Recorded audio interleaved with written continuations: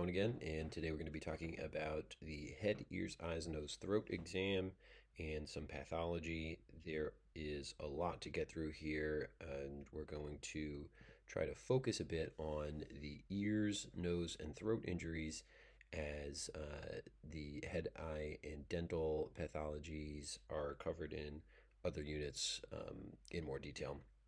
So we'll talk a little bit quickly about some epidemiology.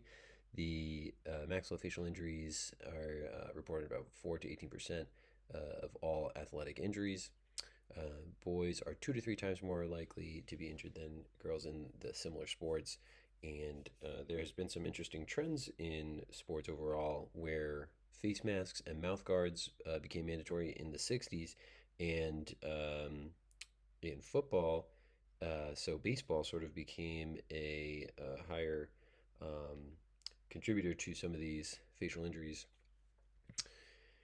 With our thought process regarding evaluation for these injuries, typically lower velocity injuries with elbows, fists are going to cause soft tissue injuries like lacerations and contusions, whereas high velocity injuries, maybe from a ball or a puck, may be more likely to cause a fracture of some of the facial bones or the teeth. When you are initially evaluating these patients, always start with your ABCs, making sure if they are alert and oriented and have no neurologic dysfunction, then you can sort of move into that next portion of your exam, consider C-spine precautions, and then evaluating the bones of the face, looking in the mouth for any avulsed teeth or blood, things that could obstruct the airway, and getting all of your routine history, which you will cover in much greater detail in some other courses, but making sure that you are assessing the level of consciousness and any sort of more urgent or emergent conditions, looking for symmetry, doing a comprehensive palpation, and assessing for stability of the midface in some instances, which you can do by sort of grasping and pulling forward on the front teeth to see if there's movement of sort of that maxillary portion of the face, and then looking in the nose for any hematomas or some CSF leak, which we will be seeing a picture of shortly. And then think about if you need any imaging, sometimes x-rays or a Panorex, which is dental imaging typically, and then a CT scan if a fracture is suspected. And then thinking about return to play, many of these patients with more minor injuries may not be as much of a concern, but some of these more concerning uh, situations that can impair ability to feel confident about letting that athlete return to play. You want to be really considerate about that. So we'll start with the H of HEENT, which is the head injuries. There are a number of head injuries that we see, most commonly things like concussion. One of the things that we're most concerned about is bleeding in the brain when somebody has sustained some kind of traumatic head injury. We're worried about traumatic brain injury. And these are some different bleeding patterns that are sort of characteristic, representations on a CT scan. Depending on where the bleeding is coming from, they'll create these different patterns. And just to sort of be aware, sometimes this bleeding can be of a arterial source versus a venous source, and that can affect the rate of accumulation and the sorts of symptoms that you might see. But again, not going to be going into very much detail today, mostly just to say that you want to do a thorough evaluation, and we have some guidelines for pediatrics in particular, where if the athlete has some altered mental status, a Glasgow coma scale of less than 15, or signs of a basilar skull fracture, then that person needs a CT. If they have a reassuring exam and are largely asymptomatic, so sort of just mild headache, then that we can usually prevent those patients from needing a CT scan. Now, in this middle area, if there was loss of consciousness, vomiting, severe headache, or a severe mechanism, things that really make you worried about the degree of trauma, then we will sometimes CT these patients, but oftentimes can do observation for a period of about 6 hours. Now, that said, that observation should take place in an emergency department where intervention could easily happen if needed. And this is a good opportunity to make sure we're reviewing our cranial nerve exam, which we will be doing in class. So make sure to study this so that we can be efficient in reviewing the steps of a comprehensive cranial nerve exam as opposed to or like an on-field assessment as necessary. This is just sort of a nice graphic to help with uh, thinking about the maneuvers that you'll use to assess each of the cranial nerves. And that'll bring us to the first E of HEENT, which is the ear exam. The anatomy of the ear is a little bit more complex than you might think. This is has a couple of labels. The big thing here is to note the lateral process of the malleus, that small bump at the top there, and the pars flaccida moving down into what's called the umbo and the pars tensa. And you'll see this cone of light when you put the otoscope into the ear. A normal reflection onto the tympanic membrane should produce this sort of cone that goes just on sort of a diagonal, and that's reassuring. And we'll start as far as pathology with the otitis media, which is a middle ear infection. These patients usually have fever, ear pain, and a decreased or muffled sort of sound. The way that we assess these is to look at the tympanic membrane and look at transparency, position, mobility, color, reflex, surface structure, and patency. And so a normal tympanic membrane should be transparent, normal position, and normal mobility if you were to sort of puff air into this, which requires a little bit of a special equipment, but should have normal movement. And then on the middle ear, you can sometimes, through the tympanic membrane, be assessing for fluid levels, and you can do some additional testing that is often harder to do in the athletic training room setting, but when you're looking in the ear, can get a pretty good idea. This picture has a little bit more detail. You can see sort of that small black circle on the other side of the tympanic membrane on the right, and that is actually the orifice of the eustachian tube, which is connecting the inner ear to the nasopharynx. And then on this image, you also see this annulus fibrosus, which is the outer ring of normal tympanic membrane. These are some pictures that you might see with an acute otitis media where you have some thickening of the tympanic membrane. You might be able to see an effusion in the middle ear. You might see sort of ballooning out, and you might actually see a perforation or a hole in the membrane.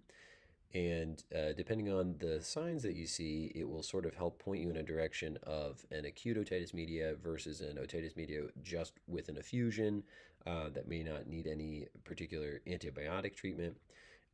And then sometimes we worry about a perforation. And for a lot of people, especially kids in years past, people would get antibiotics and often recurrently get a lot of antibiotics. So guidelines have changed to say if a patient is mildly unwell without red flags, sometimes we can just treat pain and think about holding on antibiotics in the early period and seeing if they're getting better. And if they're not getting better, then thinking about treating with antibiotics. Certainly, patients who have certain risk factors, as listed on the side there, some of these risk factors, this comes from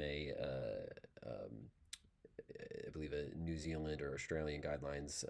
So you'll see some characteristics that are less relevant to the United States here. But folks, for example, who have hearing only in one ear or have a cochlear implant, really young or immunocompromised, are good candidates to start treatment right away. And then if they're not getting better after starting that treatment, thinking about, do you need to start a different kind, a stronger or broader antibiotic? And sometimes these folks will develop ruptures, as we said, but sometimes ruptures will also happen due to barotrauma from pressure or a slap, a quick slap to the side of the head. That might happen even with, for example, falling onto the water surface while water skiing. And these folks often have a sort of sudden painful pop and might have some drainage and bleeding from the ear. It could be associated with a sensation of vertigo and nausea and have some unilateral hearing loss. When you're examining, you're going to be looking into the ear canal, looking for any signs of drainage, discharge, and then when you're looking into the ear, looking for a hole or discontinuity in the tympanic membrane. You also might use something like a whisper test, covering your mouth and whispering a word while they cover the unaffected ear to see if there's any sort of a broad screening test to check for um, overall hearing, capacity. This is an example, just another example of a perforated tympanic membrane. And these will often improve over a period of months. Frequently, these people will need audiology referrals for hearing tests, plus or minus ENT follow up. And you want to typically have these people avoid, nose blowing and sneezing um, with sort of trying to prevent back pressure through that eustachian tube. So that's why we have sort of an open mouth with that. And these folks should be using ear protectors for contact sports to try to reduce recurrence.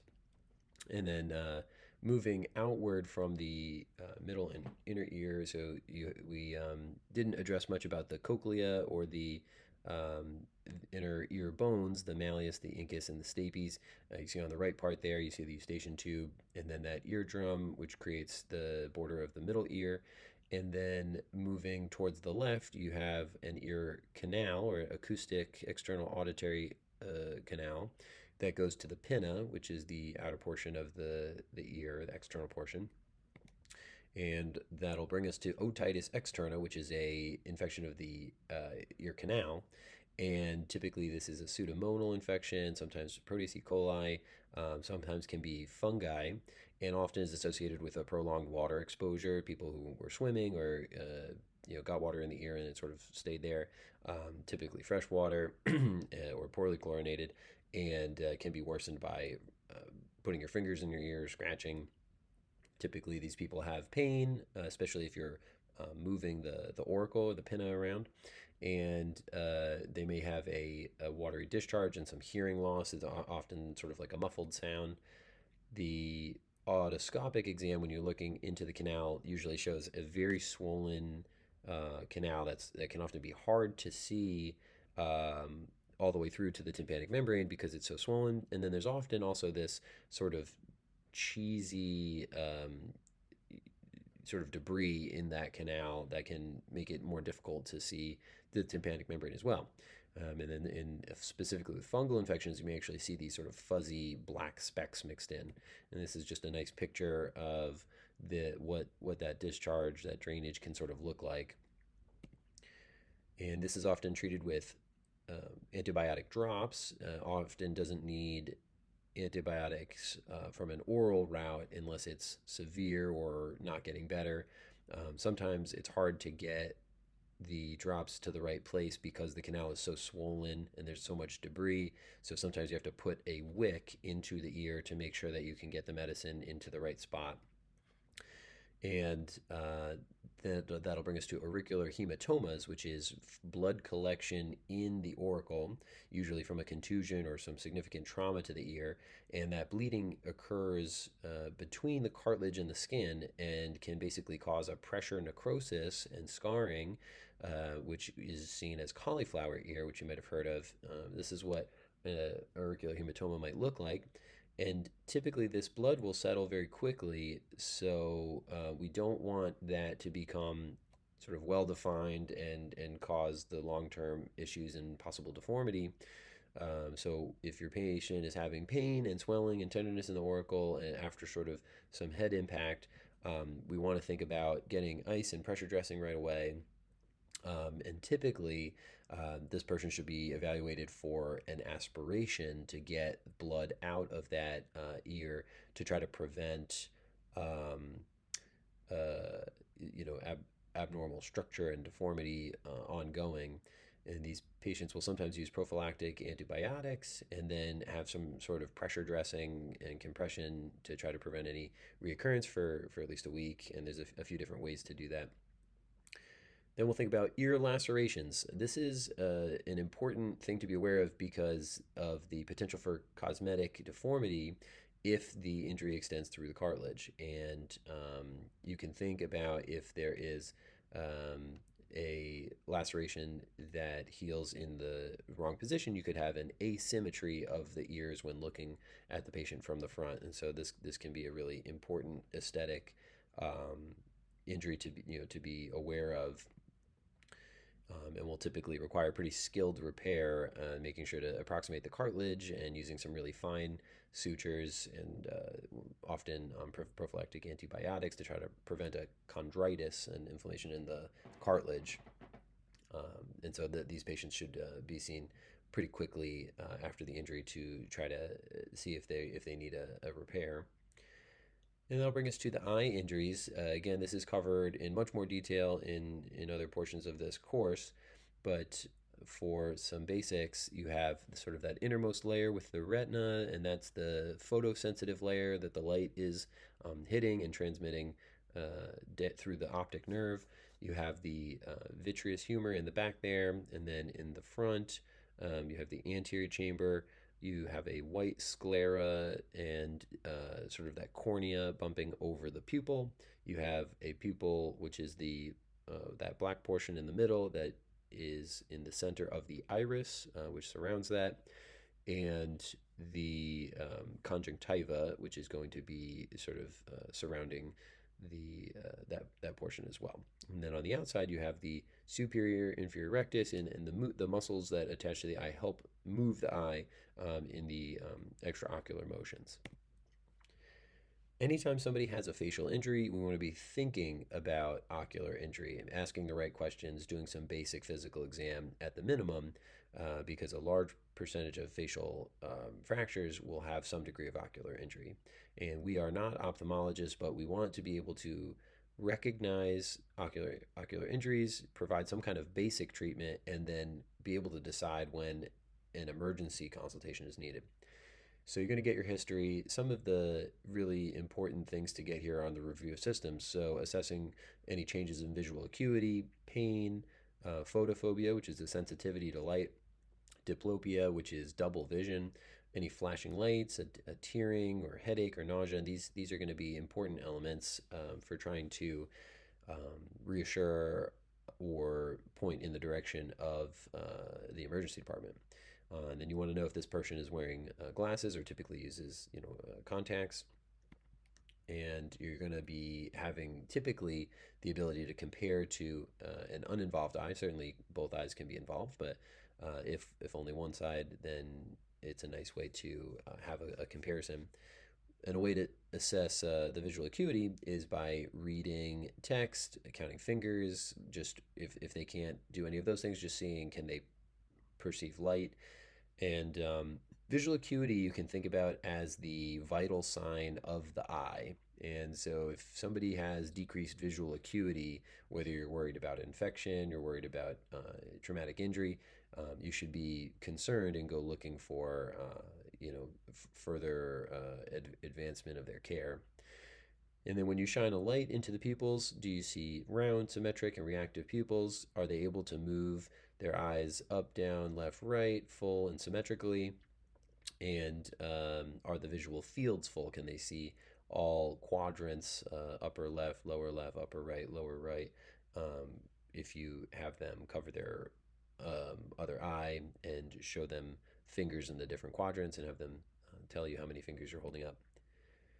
And then, as far as assessment for other injuries, looking at the lids, the conjunctiva, looking for any signs of perforation or trauma, looking for any blood in the anterior chamber, which we'll see a picture of shortly, assessing for any corneal changes. You can use something called a fluorescein stain to drip this fluorescein dye onto the eye to identify any defects in the cornea.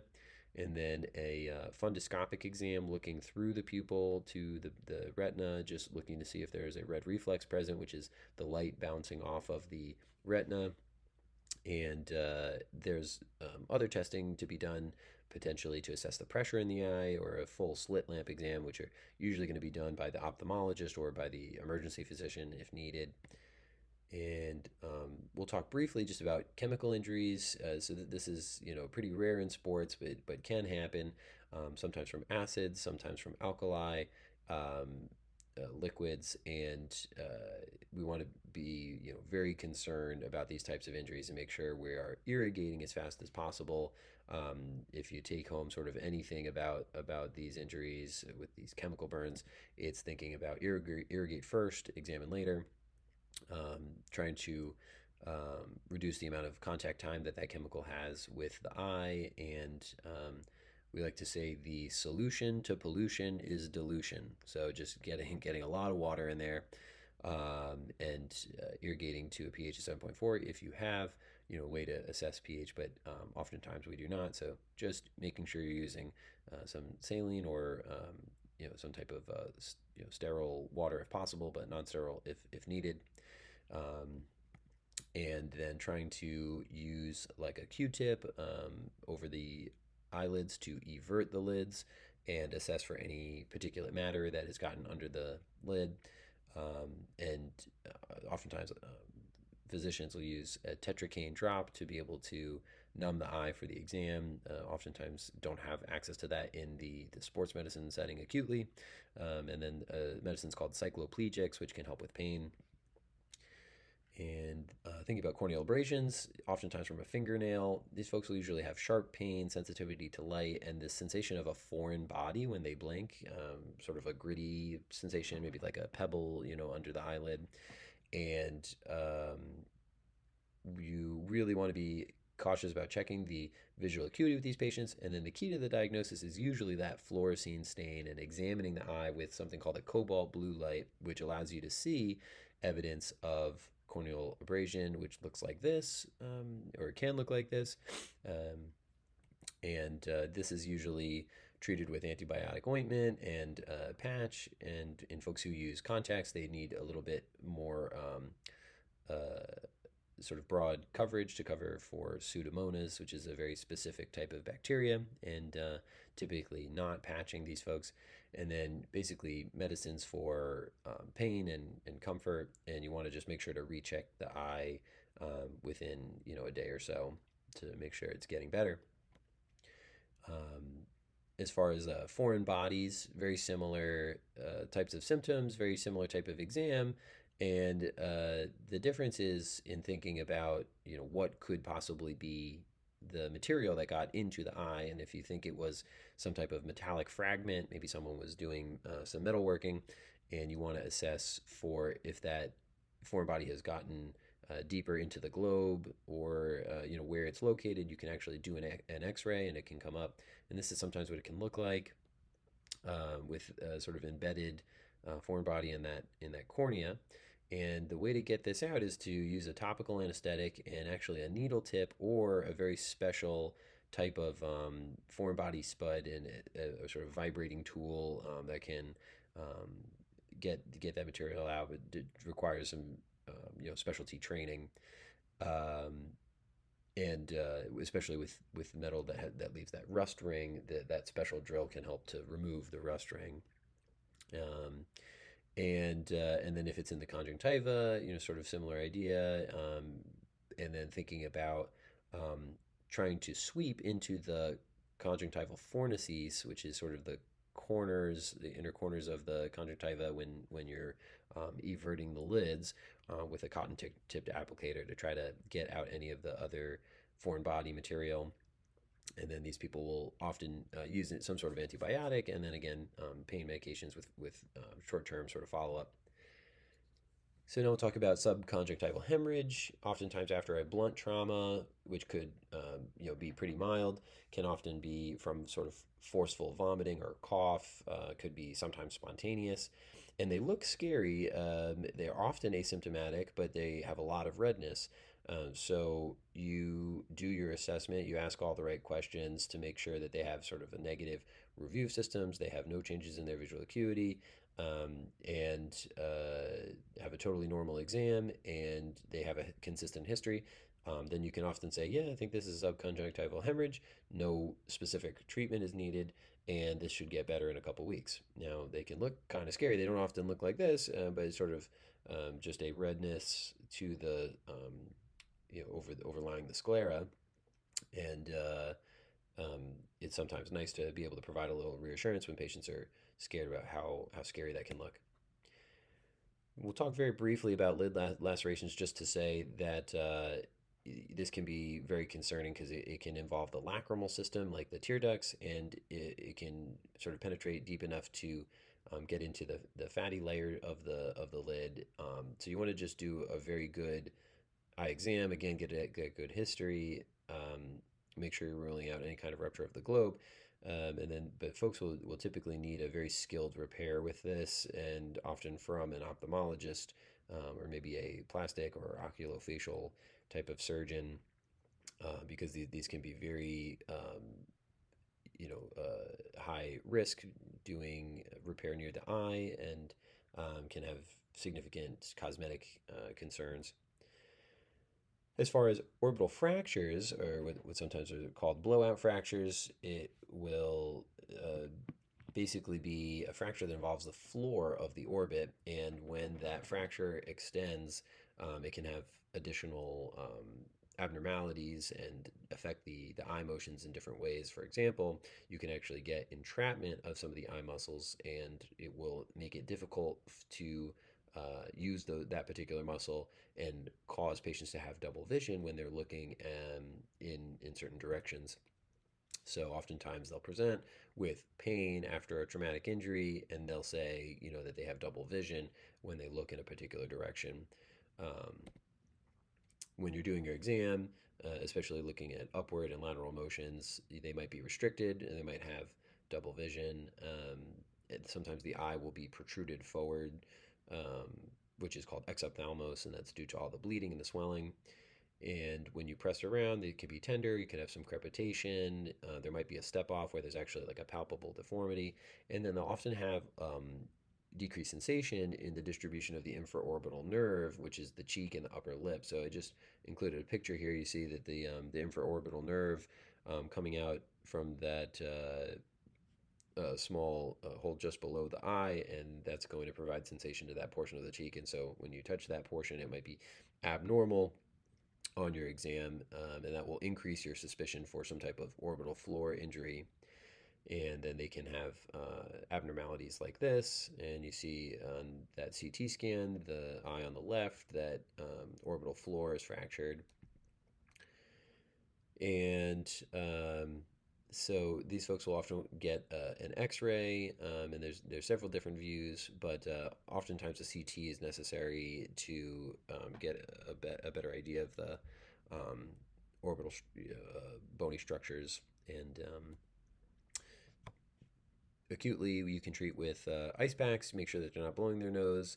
If there is a need for some type of nasal decongestant, then that can be helpful.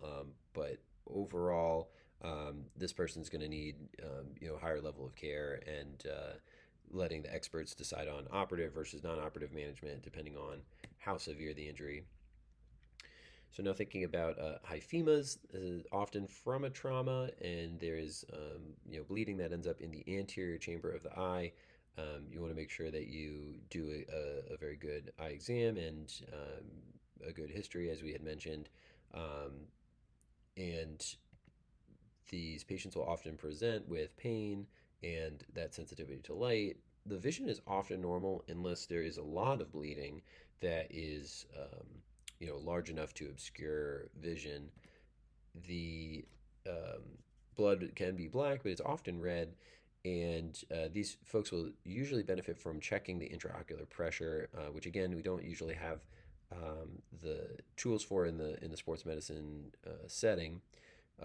So these folks will typically need to see ophthalmology and have a full slit lamp exam. Um, this is what it can look like, where there's actually, you can see a clear fluid level with this blood in the anterior chamber of the eye. And sometimes these patients will be admitted to the hospital and observed with some bed rest and having the head of the bed sort of angled, making sure, so try to reduce the amount of pressure and trying to protect the eye, have frequent re-exams, and trying to reduce the risk of bleeding. Different drops can be helpful for pain. making sure that they're not getting any blood thinners, and particularly for people who have changes in visual acuity, high pressure, or a very large amount of bleeding, these folks are much more likely to be hospitalized. For ruptured globe injuries, the patient typically has pain and significantly blurred vision. When you're palpating, it can be very boggy. There's a severe hemorrhage. There can be hyphema and bleeding, irregular pupils. You might actually see intraocular contents sort of coming out of the eye, and this is an emergency. And trigger warning: some difficult pictures coming up. Um, this might be what you might see with some penetrating injuries to the eye, or ruptured globe. So I don't have to tell you that you're going to be calling 911 if you saw something like this. But you want to get this person to the hospital right away. And typically, you want an ophthalmologist right away. And so calling ahead, either directly to, if you know, your local covering ophthalmology group, or calling ahead to the emergency department so that they can get ophthalmology on the ready to be available for that patient in the emergency department, and make sure they're getting sort of facilitated and emergent care, and trying to make sure that the patient is upright, trying to avoid prone positioning. You might put sort of like an eye shield, not a pressure patch, but just something to cover the eye. And the treatment sometimes will include a repair, or sort of surgical exploration, but sometimes they actually do have to remove the eye. As far as intraocular foreign bodies, again, it's sort of a similar idea. There's a penetrating injury into the globe. Um, so you typically will do some advanced imaging to try to find this, and they really just need an ophthalmologist. For retinal detachment, I would say that the things to know is sometimes this can be with a blunt or penetrating trauma. And when there are holes or tears in the retinal tissue, there can be sort of vitreous that gets under that, and will sometimes begin as blind spots at the edges of vision. They might see some flashes or sparks or floaters, and then as it progresses, they can get what people will describe as like a curtain that comes down or across their field of vision. And this is also an emergency, can be addressed by an ophthalmologist. Sometimes they can um, do much better exam with the slit lamp, dilate the eye, and see early detachments that are more at the peripheries of the retina, which are harder to see, basically impossible to see without dilation. And here's a picture of that idea of the retina sort of peeling up, and ophthalmology can use a laser to seal the holes and prevent any progression of the peeling up of that retina. Um, as far as prevention, eye protection is key here, and making sure to do sort of baseline eye exam and counseling as part of your pre-participation exam. And then when people are contact lens wearers, or participating in high risk sports, maybe benefiting from um, frames, sport sort of frames and lenses. And that'll bring us to nasal injuries. The anatomy of the nose is essentially paired nasal bones superiorly, and then an upper lower accessory cartilage on the bottom with a sort of fibro-fatty tissue. On the internal portion, when examining, there's a nasal vestibule, sort of the lower portion of the nair. You'll see an inferior turbinate, and then sometimes you'll see a middle turbinate if you look higher up. And it doesn't take much pressure to break a nose, and so this can be one of the more common facial injuries, and can cause deviated septums, and sometimes if there's a direct blow to the straight on to the nose, can actually cause a comminuted fracture. And they may hear a crack when they get these injuries. Sometimes they'll have some bleeding, tearing, pain, and it can be hard to breathe through that nose if there's blood collecting in the central portion of the nose called the septum. And so you want to do a good exam, assessing for any deformity, palpating along the paranasal bones and the cartilage, looking for any septal hematoma. If there is drainage coming from the nose, assessing for is it just blood or is it blood and cerebrospinal fluid if the injury was severe enough to injure sort of the basilar skull. And typically with these injuries, X-rays are not quite helpful, and more advanced imaging is needed. This is an example of a deviated septum with some epistaxis, and if you collect some of that epistaxis on a gauze or tissue, you might see what's called a halo sign or sort of ring sign, where there's blood that collects in the middle, and then CSF that sort of on the making a ring around the outside of that. You can see in the picture on the left that could be because of that basilar skull injury. The CSF drips down into the nose and then comes out of the nair. And these fractures are sometimes able to be reduced quickly. Oftentimes swelling will kick in and make that more difficult, and it can take a few days to know if you need to do any significant intervention. And after that portion, as I mentioned, it can be much more difficult. And then these folks will typically need to avoid any participation for a few weeks and using protective gear that may look like this to try to prevent any re-injury, and if needed. As far as a septal hematoma, when blood is collecting in that middle portion of the nose, often is associated with a nasal fracture, not always. Um, but this is an injury that's prone to abscess formation, and you can also get a pressure necrosis in the septum, which can cause a saddle nose. And you see the picture there where the bridge of the nose can develop sort of this indent from the pressure injury. So we want to make sure we catch these septal hematomas with pain and nasal obstruction. And then when you look in their nose, you see this bluish bulge from the septum that obstructs the nares. And we typically want these patients to get aspiration fairly quickly, getting blood out and preventing the pressure necrosis that can lead to the saddle deformity. And typically, these patients need some prophylactic antibiotics and maybe some packing for a few days to prevent reaccumulation of fluid, and abscess formation. As far as epistaxis or nosebleed, this can sometimes be from trauma. It also can be associated with just dryness, and typically the bleeding is coming from the anterior portion of the blood vessels in what's called Kieselbach's plexus. But a small portion of these come from the posterior portion, and these are really hard to get to, and typically require more aggressive intervention. Here's a picture of the anterior ethmoid artery and the superior labial artery and a couple of others forming that Kieselbach's plexus, and then you have the Woodruff plexus from the sphenopalatine artery, and that's often the common origin of the posterior epistaxis, and you get dripping often posteriorly.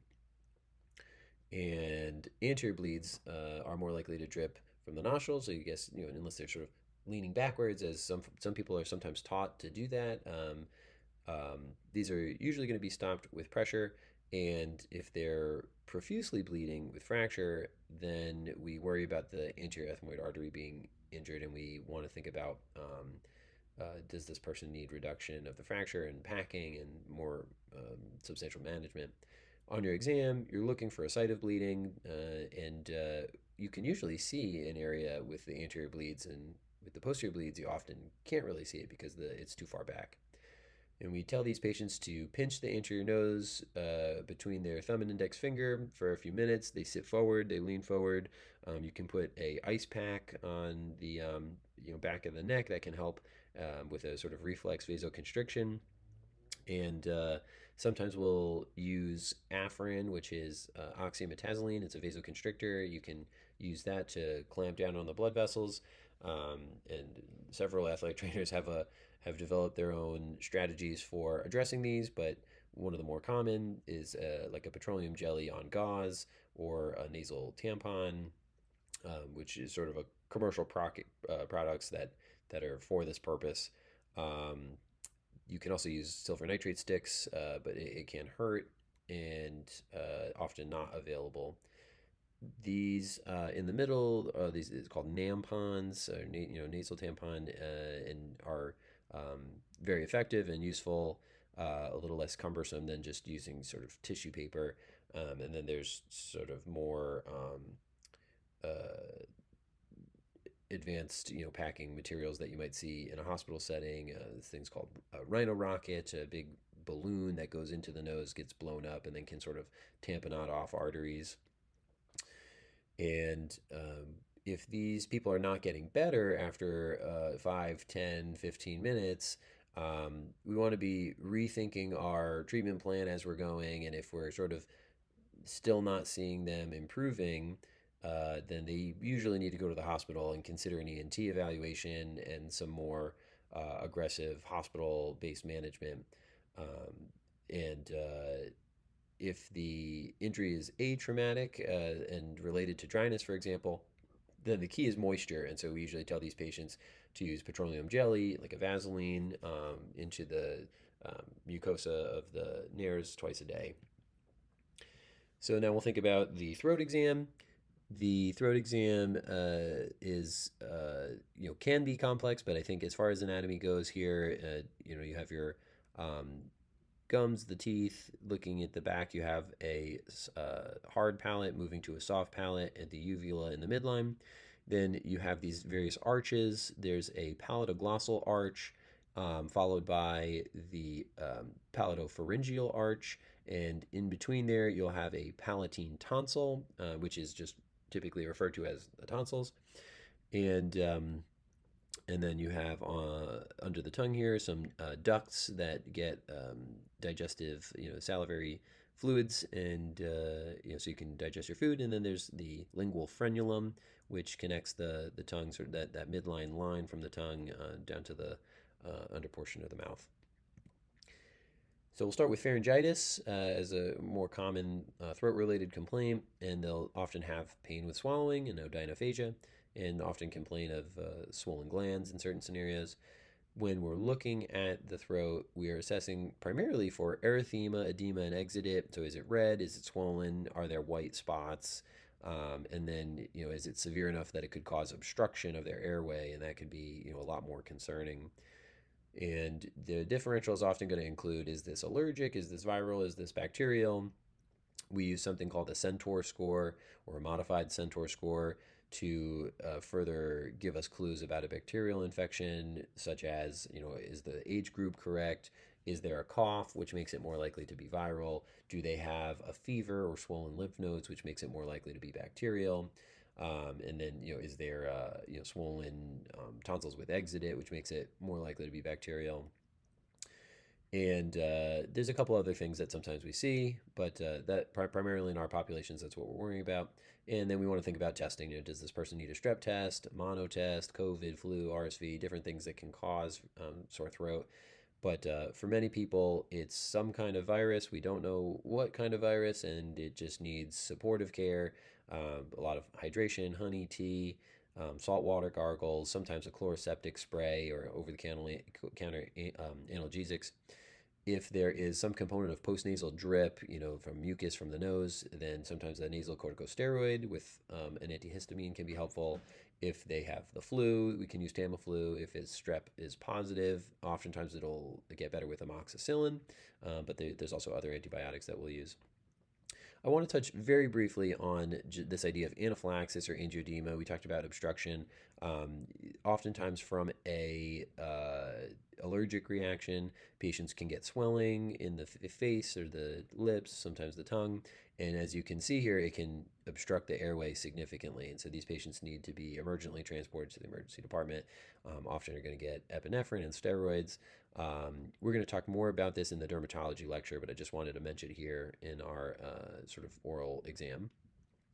We'll talk very briefly about the lips. Here's a little bit about the anatomy. I think the key here is just to help identify that the philtrum is that area between the nose and the lips, and the border of the lips is called the vermilion border, the corner being the oral commissure. And we'll just note with lip lacerations, for example, that we want to be assessing for any associated dental trauma, knowing that these are highly vascular areas that can bleed quite a bit. And when areas are sort of in the cheek or the mouth, it really has a good ability to heal because of this excellent blood supply. But assessing, does this person need a repair, and then thinking, if the injury goes through the vermilion border, then it's very important to have a careful repair because a sort of asymmetry can be a major cosmetic defect. But acutely, ice, and trying to put direct pressure and control bleeding. For TMJ injuries, we can have temporomandibular joint dysfunction with pain and pain with chewing and things like that. But you can also have dislocations where the person can actually dislocate the temporomandibular joint and are unable to close the mouth, can be in quite a bit of pain, and the muscles will often spasm and pull the jaw sort of upward, making it harder to relocate. So these people often need sedation, and you basically pad your fingers with gauze or whatever you have, and then use quite a bit of traction to try to lever the condyles back into place, and then making sure that person's on a soft diet for a week or so to reduce the chance of recurrence. And this is sort of what that can look like with that pressure to try to relocate the TMJ. Here's some tooth anatomy, essentially an enamel on the outside, the dentine in the middle, and then the pulp on the innermost portion, the gum line with the root of the tooth going below the gum line, and then the bone of whatever, the maxilla or the mandible at the bottom. Um, the major injuries that we are more likely to see are things like fractures, avulsions, um, and the fractures are typically small chips or cracks, and you'll not note often that they have sensitivity with just breathing, with air irritating that area, and that can signify a deeper injury. The enamel typically, if it's only the enamel that's affected, is often a uniform color at the fracture site. The dentin tends to be more yellow. The pulp tends to be more pink or red, and the degree or the depth of the injury sort of changes the aggressiveness with which we need to follow it up. So just the enamel, sometimes they just need some routine smoothing of the edges so they're not injuring their gums. Injury to the dentin, you really want to have them be seen by a dentist very soon. And if the pulp, then you really want to get sort of an urgent or next day sort of referral, or even sooner. Um with a avulsed tooth, you want to try to get the tooth back into place, and you want to reimplant it as soon as possible. So the way you do that is you only touch the tooth by the crown, try not to touch the root. You clean, if the tooth sort of came out, you want to clean it with some sterile saline or water, and then try to put it back into the place that it came out of. There's a 90% chance of saving that tooth if you get it in quickly, but if it takes a long time, then the tooth is sort of not going to take. So make sure you get the orientation correct, and then get that in and have them bite down on a piece of gauze or a tea bag or something like that to hold it in place. If you can't get it back in place, then transporting it with them to the dentist in milk saline or some of these like commercial products that are built for this purpose, or you can even have them keep it in their buccal, mucosa, basically in their cheek. And yeah, so they need to be seen very quickly. They need X-rays to rule out any other imaging, any other fractures.